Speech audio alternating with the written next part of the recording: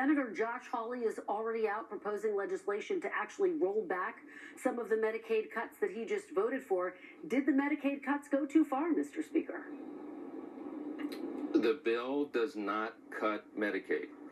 The one big beautiful bill does not cut Medicaid. What it does is strengthen the program. And we talked about this, Kristen, is that the problem is there's a high degree of fraud, waste, and abuse in that program. I'm talking about tens of billions of dollars every year. What we did is we went in to go in and fix that. We introduced work requirements, which is a wildly popular notion in public opinion polling because it makes sense. Medicaid is a safety net program. It is intended for the elderly, the disabled, young, single, pregnant women, young mothers, and those resources are being drained because you had able-bodied young men, for example, with no dependents who are riding the wagon. That's not right. It's morally wrong, and it doesn't comport with the law. So what we did in our big, beautiful bill is we went in to carve those guys out of that program. They have work requirements now, 20 hours a week. They either have to be working, looking for a job in a work training program or volunteering in their community, which is good for them and their surroundings.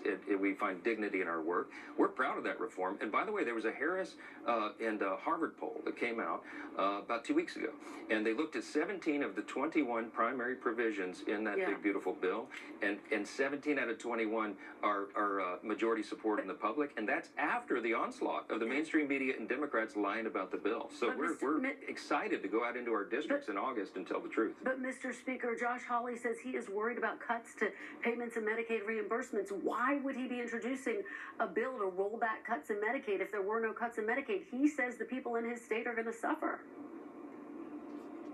I haven't talked to my friend Josh Hawley about his legislation. I'm not sure what that's directed to, but I will tell you that the one big beautiful bill safeguards the program. It strengthens it. It makes sure that Medicaid will be there for those who actually need it and who the law is intended to provide for. It is not for illegal aliens. We've kicked them off. It's not for people who are gaming the system.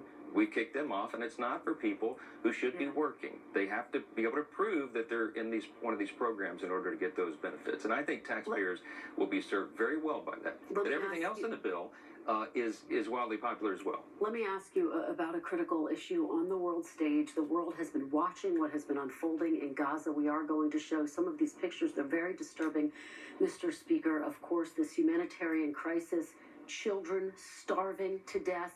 Israel has now paused military operations amid the international outcry over this hunger crisis.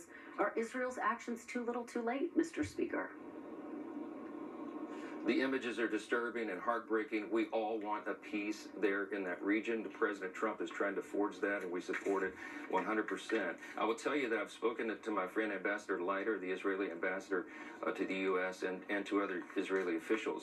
This is important to note. Israel, since this war began, has supplied over 94,000 truckloads full of food. It's enough food to feed 2 million people for 2 years, trying to get that into Gaza. But Hamas has stolen the food. A huge amount. In fact, in 2024, the numbers are that Hamas profited over $500 million in stolen food aid that was supposed to go to these poor people who needed it. That's half of their budget. So this is a broken system. The UN needs to work with Israel to make sure that the food is getting to the people that need it most.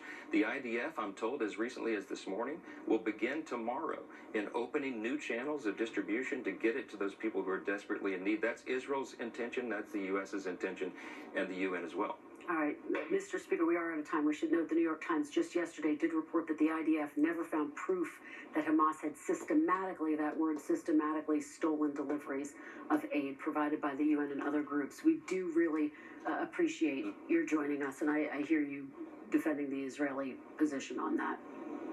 Thank you, Mr. Speaker. You got it. Thank you. Yeah, thank you. When we come back, Republican Senator Lindsey Graham of South Carolina.